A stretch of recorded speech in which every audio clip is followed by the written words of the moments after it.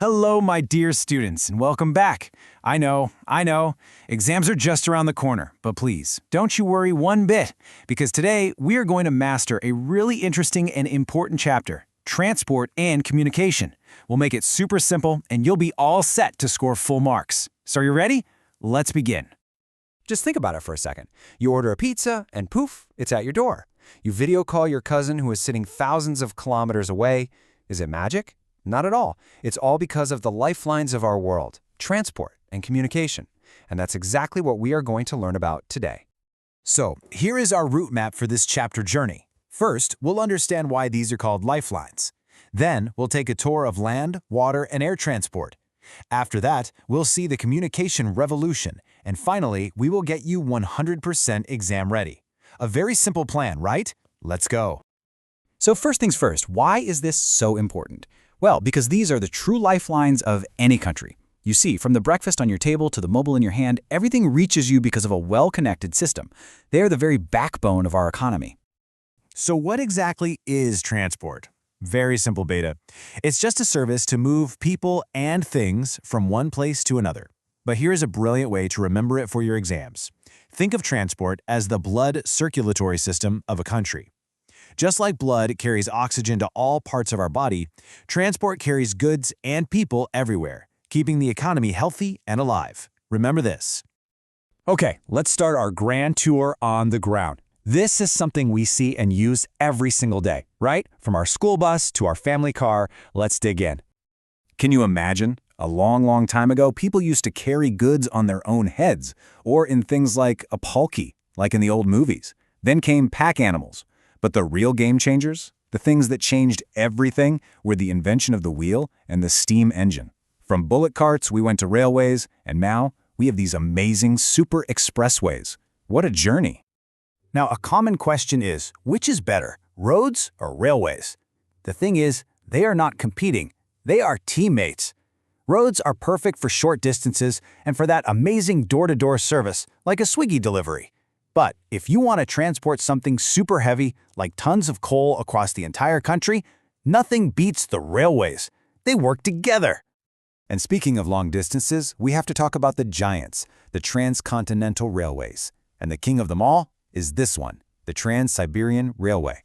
It's the longest railway line in the entire world. Imagine a train ride that lasts for more than a week. It connects Europe and Asia. Please, star mark this name for your exam. It's very important. Okay, land travel is done. Now let's head out to the open seas. You know, when it comes to moving huge amounts of goods for a very low cost, nothing, and I mean nothing, can beat water transport. But why is it so cheap? Think about it. It's simple logic. You don't have to build any roads or tracks, right? The oceans and rivers are nature's own free highways. Also, because there's less friction, ships use less fuel. That's why for all the huge, bulky items like petroleum or cars moving between continents, water transport is the #1 choice. Now, there is one problem. Sailing all the way around a big continent like Africa takes a very long time. But what if ships could take a shortcut? What if they could just cut right through the land? And that's exactly what we did. We built two amazing man-made shortcuts. The Suez Canal, which connects the Mediterranean Sea to the Red Sea, saves ships about 7,000 kilometers, and the Panama Canal connects the massive Atlantic and Pacific Oceans. These are literally the express highways for world trade. All right, next stop. We're going from the deep seas to high up in the sky, and then deep down, hidden beneath the ground. You know, air transport is all about one thing, speed. It's the fastest, no doubt, and it can reach places that are almost impossible to get to by road, like high up in the Himalayas. But there's a catch. It's very costly. That's why we usually use it for things that are light, precious, or needed urgently, like important documents or medical supplies. Now, here's a mode of transport that's totally invisible to us. Pipelines. Just imagine them as giant underground straws. They are perfect for continuously transporting liquids and gases, like the cooking gas that comes to your home, or the petrol for our cars. A very famous example is the Big Inch pipeline in the USA, which is a massive network for carrying oil. Okay, so we finished talking about how we move things. Now, let's shift gears and talk about how we move information. And let me tell you, The change here has been absolutely mind-blowing. Just look at this journey. We started with the telegraph, sending messages in dots and dashes. Then came the telephone, and we could hear voices. After that, satellites took it to space, giving us live TV from anywhere. And now, we have the internet, which has put everything, voice, video, text, into one single network connecting the whole world. Just look at that number. Can you believe it?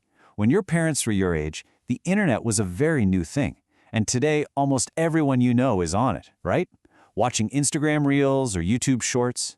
It has truly turned our planet into a global village, where a friend is just a message away, no matter where they are. So what is this cyberspace? It's simply the electronic, digital world of the internet.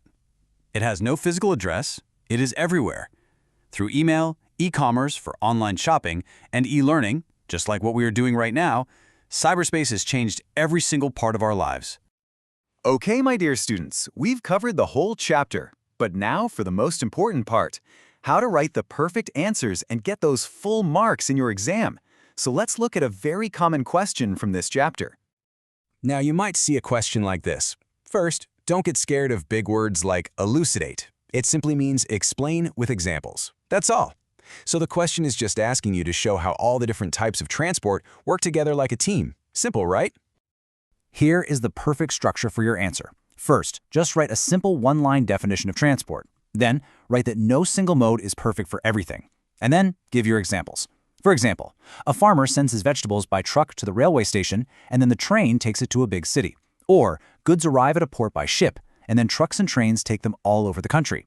Finally, write a conclusion saying they all work together to form one efficient network. See? Easy peasy. And that's it. The whole chapter, done. Remember, my dear children, the key is to understand the concepts, not just to memorize them. You have all worked so hard, and I am so proud of you. You are going to do wonderfully. All the very best for your exams.